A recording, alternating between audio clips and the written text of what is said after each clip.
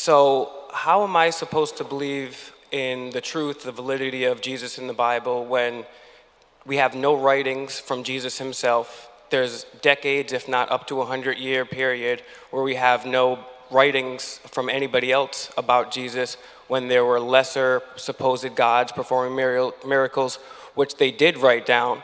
And then when you finally get to an account of Jesus, the Gospels, you have conflicting stories. Just quick example, when they go to the tomb and they roll the stone off, one, there's an earthquake and angels appear. The other one, that doesn't happen. One, there's Mary there. The other one, she's not. So they're not like small discrepancies like Jesus was wearing a red shirt or a blue shirt. We don't have any real evidence from Jesus during his lifetime. And then hundreds of years later, we're supposed to believe these conflicting reports. How am I supposed to reconcile that? Thank you. Thanks for that. That's a shotgun of a lot of objections there. I don't want to necessarily discount any one of them by not being able to answer all of them. Obviously, with a time constraint, we have to make sure that we go to the more pungent ones you've actually mentioned. I think you're just factually wrong about the disparity between the times of the writings in Jesus' life. For example, when you look at actually the manuscript evidence, now we have what many scholars, one scholar in particular, probably one of the world's finest biblical manuscript scholars, says is an embarrassment of riches. In fact, most people, Gospel of John, good example, Gospel of John is the last gospel written. No one disputes that. Many thought it was written in the 200s AD, long after Jesus' death. And so there was all this presumption about how the Gospel of John is theological, it's legendary embellishment, there's no possible way this could actually record the life of Jesus. Obviously, it's just someone's theological reflection after the church gets established. But then they find this little postage stamp sized fragment of the Gospel of John, chapter 18. In fact, the very verses Ravi quoted when he talks to Pilate and he says, whoever's on the side of truth listens to me, is on this little fragment. The fragment itself is dated between 90 AD and 125 or 150 AD. That's the fragment. And it's a copy of a copy of a copy. Now, of course, as you know, copies come after originals. That's kind of how it works. So if the fragment of the Gospel of John, the very last gospel written, is a copy of a copy of a copy, and that's written between 90 and 125 or maybe 150 AD, that means the originals are even earlier than John.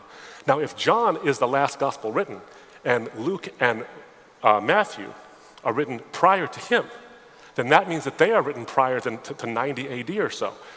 They draw, in fact, Acts is a book that's a sequel to Luke. So if you follow the sequence backwards, you have John, not written in the 200s, easily written within the first century. Then you have Luke and Acts is the sequel to Luke. What's interesting about Luke is you look at what Gospel Luke records. Amongst the manuscript evidence, there's great evidence for the early dating of Luke. But you look at what it records, and it actually follows, not the Gospel of Luke, sorry, the book of Acts, which Luke wrote. It records the life and times of essentially the apostles after Jesus' ascension. It focuses particularly on Paul. It talks about his shipwrecks, talks about his whippings, talks about his beatings, talks about his persecutions. You know what it leaves out? His death. Conspicuously absent is his death. We know when he died, AD 64. He was beheaded by the emperor. So what does that tell you about when Acts was written? If Luke left out the single most important event to culminate Paul's ministry, then we have to assume, at least as reasonable assume, that Luke was written before AD 64. Sorry, Acts was written before AD 64. If Acts was written before AD 64, and Acts is the sequel to Luke, that means Luke was probably written in the 50s. If Luke was written after Mark, that means Mark was written in the 50s or in the 40s. Jesus dies in 33. So it's definitely not hundreds of years later, not even close. We're finding earlier and earlier manuscripts. In fact, one scholar friend of mine said this about the accuracy of what the Bible actually records.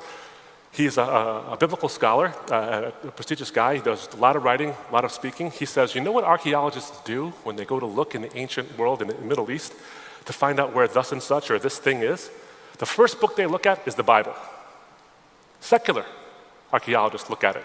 So we have this, I think, an impressive corpus of material that's very early dated to the time of Jesus. And it's written, I think, by eyewitnesses. And there's great reasons to believe why either they are written by eyewitnesses or they contain the accounts of eyewitnesses. A great book you might be interested in reading, maybe you've already read it, but if you haven't, I would recommend it to your reading, is a book called Jesus and the Eyewitnesses by Richard Bauckham. Richard Bauckham has forgotten more about ancient history than any of us will ever learn.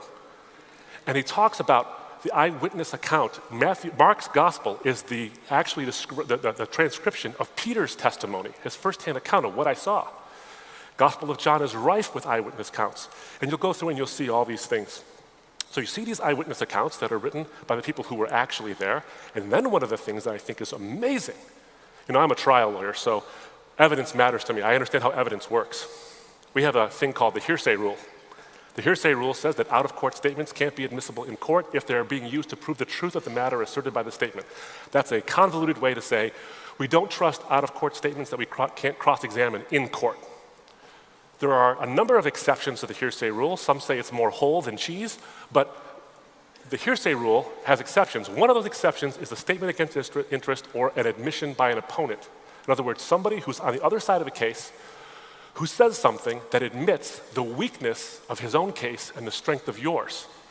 So you might say, well, all those eyewitness accounts were written by Christians. Well, it'd be weird if you saw the risen Christ and didn't become one. It'd be kind of strange.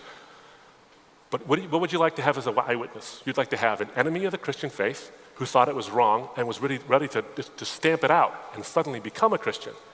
That's exactly who Paul is. If I were in a trial and I had a witness like Paul, who was once my enemy but is now on my side of an issue, you put that guy on the stand and you let him sing his song to the jury over and over and over again because he's willing to change his mind, and it cost him something, and that gives him credibility. That's why we have exceptions of the hearsay rule for these kinds of things. Early dating of the Gospels, the reliability of the Gospels, as but one example. Even the Old Testament has a lot of these things as well. Then you have the credibility of the eyewitnesses themselves.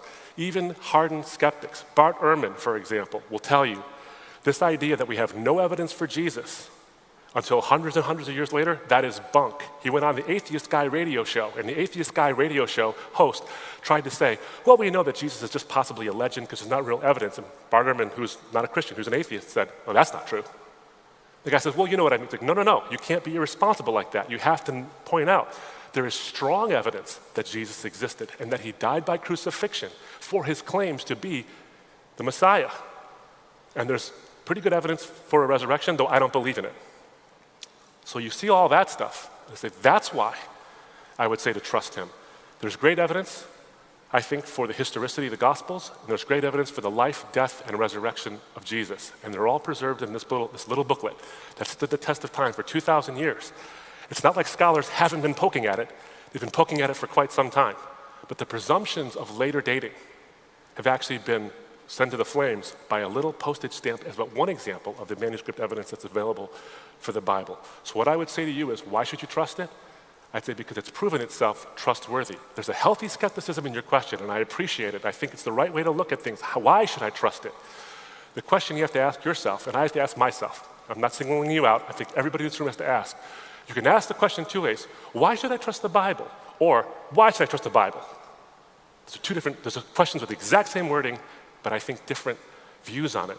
There's a skeptic who is somebody who believes something, who won't believe something until there's enough evidence, which is natural. And then there's a cynic who doesn't believe even when there is. And I would suggest to you, take that skeptical view and look at the evidence, and I think it'll actually answer your question of why. Thank you so much for your question.